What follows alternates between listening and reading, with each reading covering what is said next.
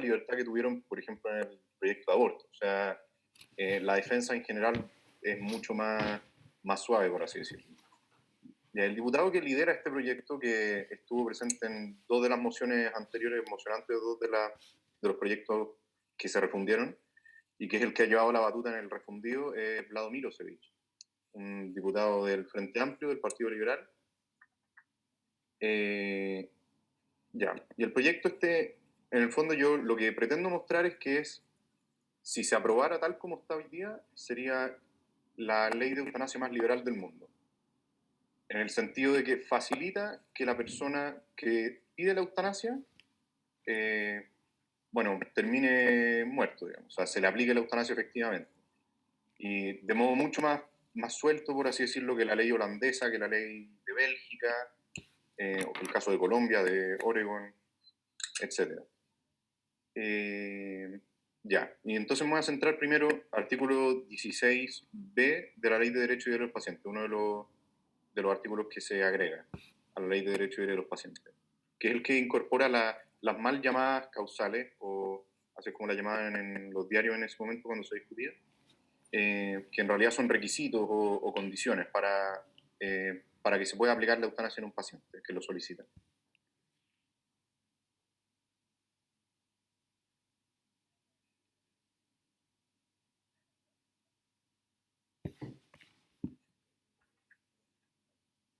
Perdimos el audio. Perdón. Ahí sí. Ahí sí. La persona tiene que haber sido diagnosticada un problema de salud grave e irremediable. Y esto se define como una enfermedad terminal, o sea, con un pronóstico de vida limitado en el fondo, o bien con requisitos copulativos, una enfermedad incurable con disminución de capacidades y sufrimiento psíquico o físico. Y por lo tanto en el proyecto se hace una distinción que en realidad es bien de razón entre enfermedad psíquica y sufrimiento psíquico. O sea, el proyecto está poniendo en una hipótesis en la que la persona eventualmente no tenga una enfermedad psíquica, pero sin embargo sí tiene sufrimiento psíquico sin tener ningún dolor físico. Un poco trabalengua, pero supongo que más o menos se entiende. Ya. Y esto diagnosticado por 2 médicos especialistas en la enfermedad de la que se trata. Después se exige un requisito de edad, que la regla general son 18 años, pero en general, o sea, pero en realidad hay excepciones. En otro artículo se establece que puede ser incluso desde los 14 años y con oposición de los 2 padres, aunque eso es con algunas trabas, por así decirlo, para que se aplique, pero efectivamente se puede hacer, la hipótesis existe. Y ya, eso es otro de los casos, otra de las cosas que lo hace también ser la ley más liberal del mundo. Yo creo. Eso no existe ni siquiera en Holanda. Con menores de edad, desde 14 años, y con los 2 padres en contra. Después se exige que la persona esté consciente o haya dejado un documento de voluntad anticipada, o lo que se llama también testamento vital, que, bueno, tiene bastantes problemas porque el documento se hace irreversible una vez que la persona pierde como la plenitud del juicio, pero hay casos en los que la persona, teniendo una enfermedad terminal y habiendo perdido la plenitud de sus capacidades mentales, en el sentido de que no las tiene plenamente, mantiene todavía, por decirlo así, una cierta capacidad de juicio. ¿Ya? Por ejemplo, podemos pensar un caso, un Alzheimer que va creciendo progresivamente y la persona se ve que está alegre, que no tiene tantos problemas, que está enfrentando bien la enfermedad, pero sin embargo ya no es capaz de revocar el testamento vital que otorgó y no quiere morir, pero dijo que si perdía las capacidades y tenía una enfermedad terminal, que lo maten. Entonces presenta distintos problemas. Y después, que son los requisitos yo creo más importantes, se habla de una certificación de un médico psiquiatra o médico especializado en medicina familiar. No se exige ni un tratamiento psiquiátrico ni un diagnóstico, en sentido estricto, por así decirlo, psiquiátrico. Y además de eso lo puede hacer un médico especialista en medicina familiar. Como dice certificación, que esto, la palabra certificación en particular, y además de eso el hecho de que sea un médico especialista en medicina familiar, fueron puntos muy discutidos en la comisión, y se prefirió dejar esto precisamente para facilitar que la persona pueda pedir la eutanasia y se acceda a ella sin escarbar mucho en la situación personal del paciente, por así decirlo. Porque hacer un tratamiento psiquiátrico para verificar a fondo si la persona tiene o no suficiente capacidad de juicio podría estorbar esa decisión y por lo tanto mantener a la persona sufriendo más tiempo y todo eso. Y ahí por último se exige que la voluntad se manifieste de manera expresa, razonada, reiterada, inequívoca y libre.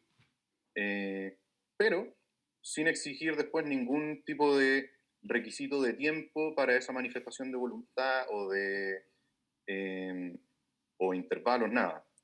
O sea, si una persona 5 veces dentro de un mismo día, de manera explícita y estando libre en ese momento, dice que quiere que le apliquen la eutanasia, bueno, habría que hacerlo, porque la persona puede decir, no, si es razonado y ha sido reiterado, son 5 veces, es inequívoco, expreso, todo, cumple todos los requisitos, pero uno razonablemente podría pensar que quizás no está suficientemente ponderada la decisión todavía.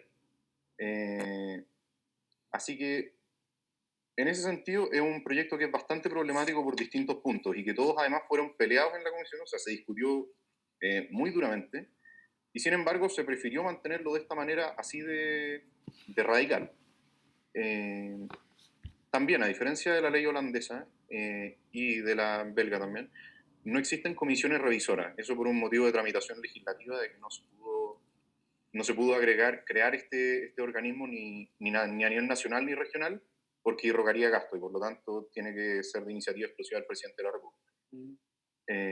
Entonces se le dieron algunas facultades adicionales a los comités de ética, pero claro, eso tiene más problemas todavía porque los que fiscalizan esto entonces van a ser los colegas de los médicos que aplican la eutanasia, colegas que además trabajan en el mismo hospital, o sea, también tiene, en una de esas quizás hasta amigo uno podría pensar, o sea, es muy complejo. Y luego, por último, la situación quizás más importante de todas son los cuidados paliativos. ¿Por qué es importante? Porque existe y eso se trata bastante bien en el libro de Comunidad y Justicia que les contaba, lo escribió un sociólogo, por si acaso, no un abogado, entonces también es alguien que maneja más los datos. Ignacio Suazo, con Sofía Unel también, pero Ignacio Suazo principalmente.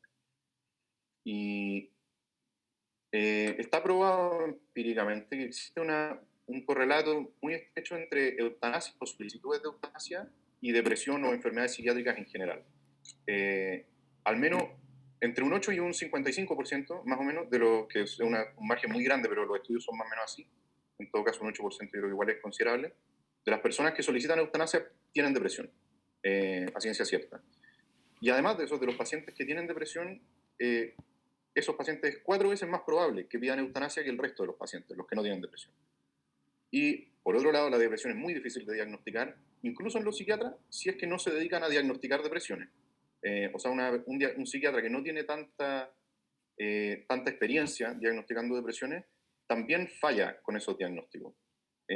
La probabilidad de llegar a detectarla en un médico no especialista va entre un 20 y un 60%. Que eso es de hecho, es la hipótesis más probable en el caso de que esta llegue a ser ley en Chile, porque la puede certificar un especialista en medicina familiar. O sea, habría un 40% de casos con este problema. Y luego que existe también un correlato que también está demostrado empíricamente en los países donde, si se puede hablar de demostración empírica, digamos, en los países donde se ha legalizado la eutanasia, de que los psiquiatras tienen una predisposición cada vez más grande a no diagnosticar las eutanasias las enfermedades psiquiátricas que se hacen con ocasión de una solicitud de eutanasia. Entonces, en muchos países donde se legaliza, al principio se diagnostica que un 10% de los casos solicitados tenía depresión. Pero con el correr de los años, 10 años después, prácticamente no existen. Hoy día en Holanda, de toda la gente que solicita eutanasia y que hace los test psiquiátricos, ninguno tiene depresión. Eso no es... O sea, eso muestra, digamos, que los datos en realidad no son sólidos, porque no son adecuados con respecto a los datos anteriores de la cantidad de depresiones, por un lado, y por otro, el hecho de que vaya bajando. O sea, eso muestra que aquí influyen factores también psicológicos del médico mismo que lo diagnostica.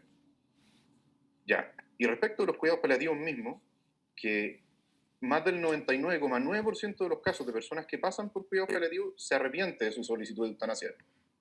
Entonces, sería muy razonable también que una persona que quiere pedir eutanasia, bueno, se diga que perfecto, le aplicamos la eutanasia, pero primero como un requisito pase por cuidados paliativos una cantidad de tiempo determinado, 2 meses, un mes, lo que sea. Con que pase quizás, 6 meses ya sería lo seguro según los datos, pero en realidad la gente que está a favor de la eutanasia no estaría dispuesta a eso porque es mucho tiempo. Pero quizás, un tiempo, Y lo más probable es que no haya nadie que con eso pida la eutanasia. Entonces es muy impresionante, yo creo, ver cómo el motivo político que está detrás al final de aprobar esto, porque la mayoría de estas cosas que se dijeron en la comisión para aprobar una ley de eutanasia un poco más moderada, bueno, fueron rechazadas en el fondo. O sea, todas estas cosas, salvo las que roban gastos, que esas no fueron rechazadas por mala voluntad, pero las demás, en el fondo, igual se quiso dejar lo más abierto posible esto. Y es un motivo que es ideológico en el fondo. Ese yo creo que es un tema que es político, que es interesante tocar. El afán como de querer controlarlo todo, incluso el momento de la propia muerte. Eso es más o menos lo que está detrás.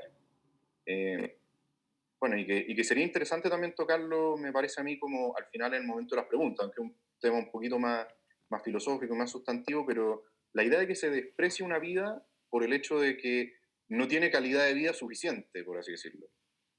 Un control absoluto que damos nosotros para de esta manera darle sentido a la propia vida. Le pedimos En al lugar de profesor, por favor, reconocer... que pueda ir concluyendo su presentación para pasar a Sí, la siguiente exposición. sí, me queda muy poquito. O Ya, sea muchas gracias. que nuestra vida en el fondo es una vida que tiene que reconocerse como dotada de sentido. Yo creo que eso es lo más importante y no que a través del control tratemos de darle sentido a la propia vida. Ese yo creo que es el tema de fondo que vale la pena que ojalá se discuta en el ámbito público, por lo menos. A nivel de este proyecto se omitió bastante. Eso. Muchas gracias. Ahora damos paso al profesor Calmero Leotra. Muchas gracias. Agradezco mucho a la Universidad de los Andes por la invitazione, in particolare al professor Rodrigo Guerra. Saluto anche il coordinatore del corso di laurea di giurisprudenza dell'Università Europea, professor Pilotti, e alcuni studenti della mia università che vedo collegati.